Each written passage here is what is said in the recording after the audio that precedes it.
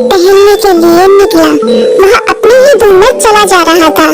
लगता था उसके दिमाग में कोई उलझन है जिसे वह सुलझाने की कोशिश कर रहा था। सड़क पर आगे बढ़ते ही उसके सामने चीकू खरगोश भागा। बबलू का पैर उसके ऊपर पड़ने ही वाला था कि चीकू जोर से चिल्लाया। उसकी आवाज सुनकर बबलू ने अपना पैर पीछे खींच लिया। कहाँ खोए हो बबलू भाई? कहीं नहीं, बस कुछ ऐसे ही सोच रहा था। किस बारे में? तुम जानकर क्या करोगे? शायद मैं तुम्हारी कुछ मदद कर सकूं। तुम तो जानते हो आजकल वन में कितनी चोरियां हो रही हैं, पर चोर का कोई अता पता ही नहीं है। इस बात को लेकर वन के सारे प्राणी चिंतित थे। वे वहाँ खुद को सुरक्षित महसूस नहीं कर रहे थे।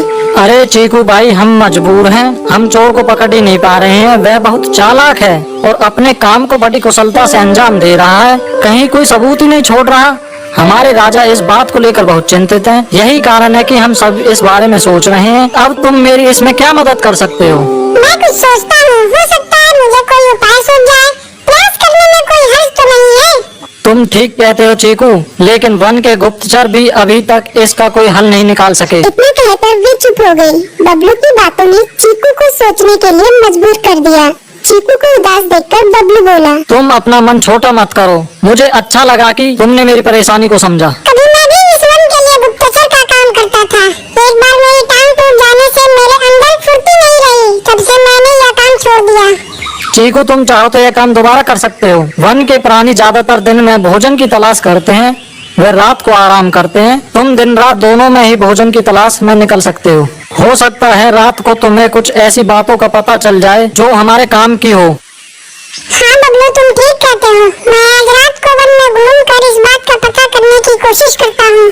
थोड़ी देर बातें करके चीकू अपने बिल की ओर बढ़ गया और बबलू अपने रास्ते चला गया। चीकू के दिमाग में अभी तक बबलू की कई बातें घूम रही थी। उसे समझ नहीं आ रहा था वह बबलू की मदद कैसे करे। दिन भर वह उसी उधेड़-बुन में लगा रहा।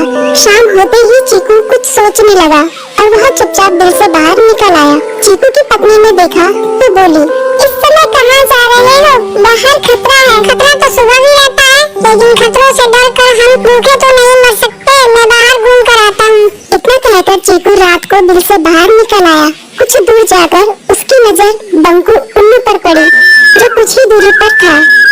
वह पेड़ की डाल पर बैठा अपनी गर्दन चारों तरफ घुमा रहा था। वह तेजी से पेड़ की एक डाल से दूसरी डाल पर उड़ रहा था। बंकू की नजर उस पर नहीं पड़ी थी।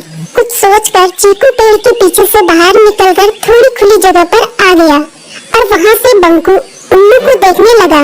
बंकू ने चीकू को अंधेरे में भी देख लिया, पर उसने उसमें कोई उत्सुकता नहीं दिखाई और अपनी गर्दन चारों ओर घुमाता रहा। चीकू बड़ी देर तक बंकू की हरकतों पर नजर रखे रहा। वह थोड़ी देर तक खुले मैदान में खड़ा रहा, पर बंकू ने उसे देखकर भी अनदेखा कर दिया। उसने महसूस किया कि बंकू के आसपास चमकू चमगादड़ भी मंडरा रहा था। कुछ देर वन में घूमने के बाद चीकू अपने बिल में लौट आया और सुबह होने का इंतजार करने लगा। अगली सुबह बबलू उसी रास्ते में जा रहा था। रास्ते में चीकू उसका इंतजार कर रहा था। आज बड़ी जल्दी आ गए बबलू। हाँ, आजकल मुझे चिंता की वजह से नींद नहीं आती। कोई नई खबर है क्या? यकीन से तो मैं नहीं कह सकता, पर मैं तुम्हें ऐसे प्राणी का नाम बता सकता हूँ जो शायद चोरों की मदद कर रहा है। कौन है वो? बंकू उल्लू। इतना कहकर चीकू ने रात की घटना उसे ज्यों की त्यों सुना दी। इसे सुनकर बबलू का माथा ठनका। बबलू की आंखें चौंधिया गई। तुम ठीक कह रहे हो। मुझे आज रात बंकू और चमकू पर नजर रखनी होगी। इतना कहकर वे दोनों अपने अपने रास्ते चले गए। बबलू रात को अपने साथियों के साथ बंकू पर नजर गड़ाए रहा। उसकी संदिग्ध गतिविधियों को देखकर बबलू ने उसे उसके साथियों चंकी और संकी लोमड़ के साथ पकड़ लिया। बबलू ने सख्ती से पूछताछ करनी शुरू कर दी।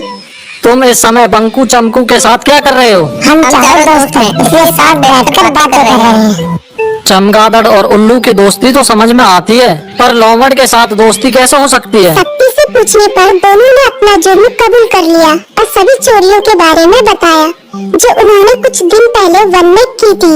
बबलू ने उनके चोरी का सारा सामान भी बरामद कर लिया। बंकू और चमकू को अभी तक समझ में नहीं आ रहा था कि वो इतनी आसानी से कैसे पकड़ में आ गए।